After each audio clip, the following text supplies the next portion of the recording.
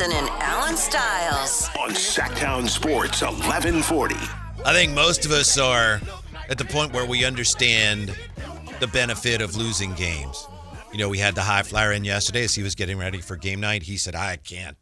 I understand it, but I can't do it. Right. I understand a lot of people are still that way. For the most part, I think we all recognize that, all right, there's some upside here to losing these games. That said, the Kings are still looked at as a joke of a franchise, Alan. That's what's got to change.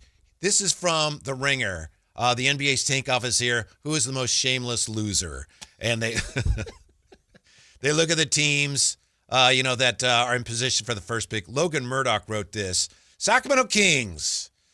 How ethical is the Kings' take? Fortunately, the Kings have been absolutely awful this season the old-fashioned way by compounding terrible decision after terrible decision in an effort to cover up previous terrible decisions. What's their most blatant tanking method? Existing. What's their most stealth tanking method? Existing. Can you give us one reason to watch this team again this season? Believe it or not, I'll give you two. First, Russell Westbrook. Second, you get to watch Vivek get curved by pop stars who use him to watch the opposing team. Sign me up. All right, now I understand. We understand, all right, some of that's fair. But this is what has to stop. And It's not going to stop overnight. And it's not going to stop if the Kings get the first pick. But this is what somebody there in the front office, in the highest reaches of the front office and ownership, has to recognize and say, wow, that's been going on for a long time. We can't have that anymore. We can't have the basketball world taking cheap shots at us and just everyone assuming that we are blithering idiots and we're incompetent. That's what's got to stop. It's been going on for a while, though. I know. And I don't know. That's the point. I don't know. I mean, it's not going to stop. It's not going to stop until Not soon, but it's got to stop somehow, some way. I think, I know I'm going to annoy some fans here, but I do think that this this trade season, maybe a good bit of the fact that they weren't in on the Ja Morants and they weren't in on the Trae Youngs, maybe this was the first step. Maybe this was the first step in Scott Perry's mind to show the basketball world, as we saw, people, you don't need sources anymore. Right? I mean, I only act within sources. You only act within sources. But people don't need sources anymore. They'll just say whatever, hope to get aggregated and hope to get paid on X or whatever it is. But the idea that they were in on Ja, and maybe there was a little smoke to that, but in on Ja, they were going to be in on Trae Young. They're just in on anybody because that's what the Kings do. Mm-hmm. But they didn't do what the Kings normally do. So as much as, some people out there may have wanted to go get a star like Ja or Trae Young, I think the basketball world, all these stupid betting apps, they all just throw the Kings on there because that's what the Kings do. They do stupid bleep. And this was Scott Perry's first opportunity to say, look, or not even the hybrid rebuild, but we're going to settle and move Domantas Sabonis and not get any firsts. We're going to settle and move whoever and not get correct value. Everybody was expecting the Kings to do something like that because they know that the Kings can be impatient. And as much as this trade deadline didn't necessarily knock your socks off, it was laying the foundation that today's Kings are not last year's Kings or the Kings before that. We're not doing the stupid stuff anymore. Maybe you're right and maybe you're not, but I see where you're going. And they have to continue down this path with Scott Perry. It is just not an option to, within the next year, maybe even the next 2 years, to go, this ain't it. We're changing course again. Mm-hmm. That's what, doing that repeatedly is what's led to this point where, like you say, Mark Stein, I think it was quoting people around the league. I don't know. The Kings make sense for Ja because they're the Kings. Right. That's the way people view them. Yes. Yeah. And it's got to stop. And like you say, the first few steps they've taken here away from that, it's hard to see if they've really accomplished anything, but you have to continue down this path. Yeah. And you have to commit to it strongly. You do. And it's not going to be easy. No, it's not. There's no guarantee it'll even work. No, but I continue to say it ain't going to get worse than this. Now, the record might be worse next season, which would be very hard to do, but you hopefully will have kind of cleared the pathway and there won't be any more, even the beginning of the season, right? When you had Dennis Schroeder and Keon wasn't playing, you will see the path. I can't tell you 100% that Russ won't be on the team and DeMar won't be on the team, but I have a feeling at least a couple of these guys won't be on the team, whether it's Malik, DeMar, whoever, and you're heading into the next season with a maybe not a fully blank slate, but a blanker slate than you went into this season with. And it is going to be a process little by little. And then on top of that, hopefully you have a top 3 pick that you can also be excited about. That'll make Summer League incredibly fun. That'll make everything a lot of fun. So it ain't going to get worse than this. Even if you get unlucky and get the 5th pick, it literally, this will be the worst it is, not necessarily from a basketball on the court perspective, but from a where are we perspective. Everybody will know. Sarah, I know they're going to offer the season tickets. They might already have done that, but everybody will know that's what you're buying season tickets to, right? Not some Sabonis and Dennis Schroeder and Russell Westbrook and maybe we can be a 17. No. You fully know what's going on now, so all we got to do, how many games are left, Whitey? What, 27, something like that?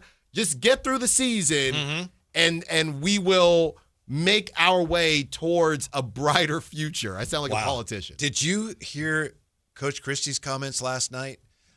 You reminded me of them when you were talking, and I don't think this was when he was explaining the episode with DeMar. I think he was just talking about the rest of the season, and he said something like, we're gonna go through the rest of the season and play these games and post a record. And it was like, oh my goodness. And I don't blame him. Yeah. I understand that's where it is, and it's really tough for him. I know we've been spending a lot of the last few days talking about Scott Perry. What did he do? And a lot of fans are furious at Scott Perry. He doesn't know what he's doing. He didn't get anything done. But I think at this point, I know I am looking at small steps.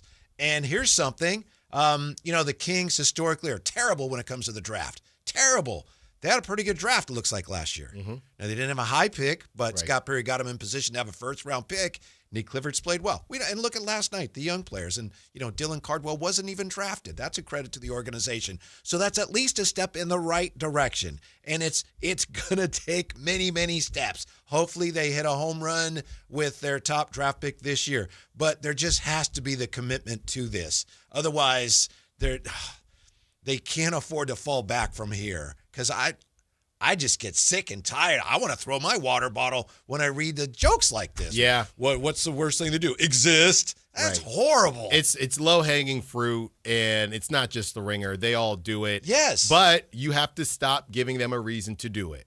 And I believe that even going into next season, there will be notes. If you get a top 3 pick and, you figure out what you're doing with Malik and DeMar and Sabonis, we could go into next season and have, people like the Ringer and others saying, hey, the Kings are actually starting to make sense. But as of right now, they didn't. And to be completely fair, not to just pass the buck and not put anything on Scott Perry, there are people probably out there saying they're the ones that signed Westbrook and Dennis Schroeder. I mean, that didn't work, and it gave people more low-hanging fruit to kind of bag on, and they lose Keon Ellis for a DeAndre Hunter, who DeAndre Hunter's not playing right now. So he did some good things, don't get me wrong. The biggest piece of this is that he didn't make another huge mistake, right? I mean, you're still figuring out, and I haven't even mentioned Zach LaVine today, but you didn't make the big mistake. You didn't do the double down thing. You moved something around the edges. Hey, we'll see if this type of player is, maybe it's not even about DeAndre Hunter, right? You want to flip that asset. Maybe it's just about seeing, hey, does Keegan look more comfortable at the 3? Is this something that we should focus on more and go get another 4, whether that be DeAndre Hunter or somebody else? So what they did made sense, and they did not make the big mistake. That's the most important thing. Scotty Pop says the Kings deserve to be picked on anyway. I know, they do. That's what they have to change. I'm not saying people need to stop picking on the Kings. Yeah. The Kings need to show that they are a competent, actual NBA franchise capable of making shrewd decisions, that they belong in the NBA. Yeah. And it's going to take a long time. I just get sick of that. Yeah. And they've been on it, man. I mean, and what's funny you say that is it's still all connected to things that are before Scott Perry was here the first time. And, those that maybe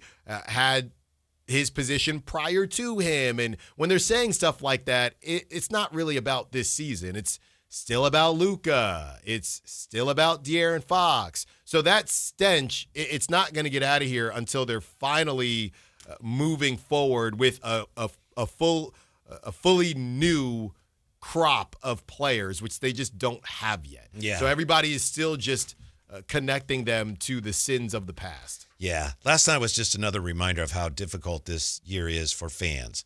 I know it's more difficult on, the players in some ways, but they get paid a lot of money to go through this. But for fans, it's like, I want them to win, but it's better if they don't win. And the young players played well, but that was an embarrassment last night, and it's just confusing. Yeah. Yeah, it's not an easy situation for anyone. And if you look at I think you're more so clearing out the awkward feelings because I don't know how connected fans are to this team right now besides the young guys and maybe, I guess, Westbrook. But I don't know how connected fans are to Domantas Sabonis. I don't know how connected they are to DeMar DeRozan, to obviously Dennis Schroeder's gone now, Zach LaVine, right? But it's Malik and the young guys. That's basically where it feels like fans fall right now. And if you look at the other teams that are close to the Kings situation, I mean, Indiana, they know that this is a gap year. And I saw something, I believe it was from Sam Quinn, and we've had him on the show, but he likes to bag on the Kings too. And he did something, It's hard not to.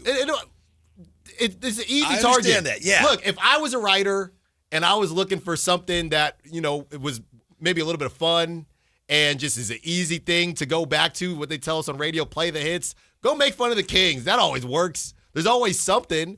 And I think the goal is to stop allowing there to be new material. The Kings didn't make any new material. How about that? Baby steps. This trade season, the Kings didn't make any new material. Maybe you could argue the DeAndre Hunter thing, but that's nothing. But people did. I mean, right. Media members said, like Bill Simmons, well, I have no idea what they're doing. And not Shaq. Charles Barkley said the same thing.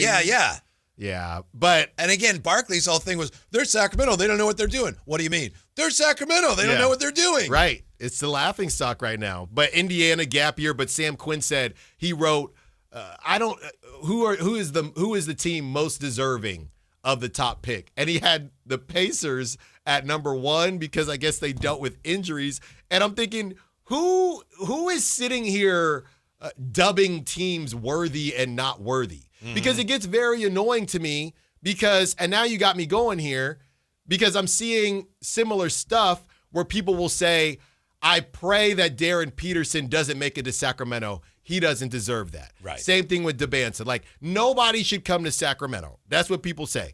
But on the other side of their mouth, they'll say Sacramento has the best fan base in the NBA. So you don't want players to go here because you don't trust Kings ownership and how they do things, even though they have not made a big mistake under Scott Perry. I think the Dennis Schroeder situation was a mistake. I wouldn't say it's a big mistake because there was nothing on the line. And honestly, you ended up hustling backwards because the team was so bad, you ended up putting yourself in position for a top pick. But who has dubbed teams that are worthy, who are not worthy, but you're trying to say that, but also you care about Sacramento's fans and they got the best fans and nobody would be this loud in any of these other arenas outside of Sacramento if their team was this bad, but you still want to bag on it. It's almost as if they are unable to compartmentalize how they feel about ownership and just how the Kings do things versus the fans. So they end up throwing it all into a pile when the fans have nothing to do with it. Yeah. And I know somebody here in the chat says, well, in this piece in The Ringer,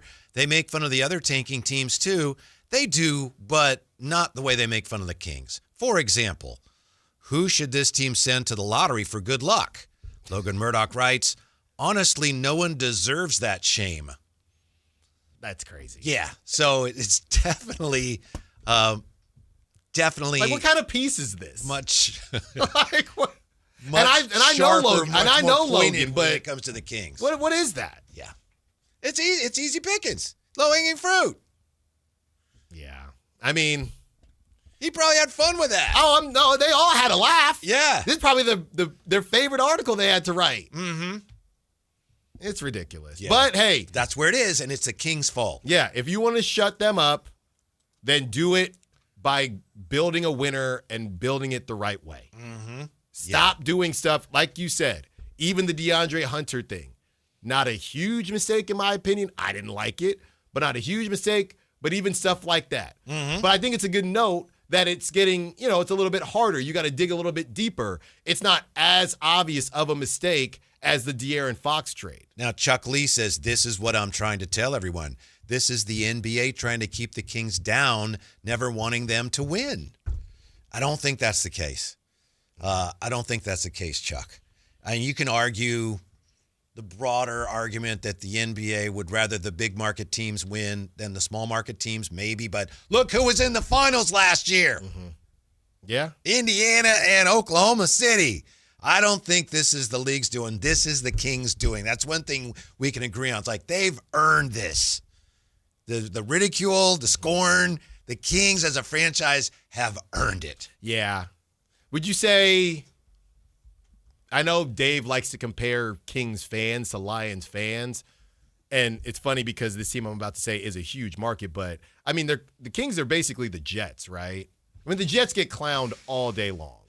Yeah. Like they said Dante Moore should call the Raiders and say, are you going to draft me or not? Because if not, I'm going back to school. We actually did that And he not went too back long to ago. school. And I think it was before you were here. We were trying to figure out who's the Kings NFL equivalent. I think I think it can change. Yeah. Because the Raiders, I mean, you could throw the Raiders in there too, but now they've Might be Arizona in some ways. Yeah. But I would say this. Because nobody cares about the Cardinals, sorry to any Cardinals fans out there, it's a little different. It's funny that Sacramento is a small market, but people still have a lot of fun bagging on them because the Jets probably aren't in as bad of a situation as the Cardinals, but because it's New York, Right. the Jets get bagged on all the time. Mm-hmm. We have some comments here on Scott Perry from TR the Star. Scott Perry mistakes. What do you think, Alan? Are these fair? 1, Dennis Schroeder signing. 2, DeAndre Hunter trade. 3, Keegan Murray extension. We will see. That's from TR the Star. Scott Perry mistakes. Scott Perry mistakes. The Keegan one, if anything, it's just going to be a slight overpay, but I might feel have needed to do that to keep him here, too. Yeah, we don't know. Yeah. But I feel TR on the Dennis Schroeder signing and the DeRozan and the Hunter trade. I have those 1 and 2. Yeah. Yeah. Ken Holm has the right of it. This is what resonates with so many fans, even if they're not consciously aware of it, which I think they are. He says the sins of the present are even worse because we were good and blew it extraordinarily just a couple years ago. Right. Looked like maybe some of that was an illusion. I don't know, Alan. Maybe that team wasn't as good as we thought. They certainly were good right then and should have won that first-round series against your team if De'Aaron Fox hadn't – I'm sorry, I shouldn't have said that. If he hadn't injured his finger. But that's another reason why fans are so mad. And I think we all know that. It's that just a short time ago, it looked like all our years of suffering and stumbling through the wasteland had paid off. And the beam was lit, and it was leading us to days of glory. And instead, here we are a couple years later going, man, they've lost 13 straight. Yeah. I understand what a lot of people are saying because it feels like self-inflicted wounds, right? If there's a team out there that everybody they pick just ends up being a bust and they're just so down on their luck and it doesn't work out, that's one thing. But the Kings have done some good things. I mean, De'Aaron was a hit. Keegan, a lot of people will go back and forth, but I think that's a hit as a draft pick. Tyrese Halliburton. I mean, it's the combination. It's pretty simple. It's a combination of Luka, Tyrese, and the Fox trade.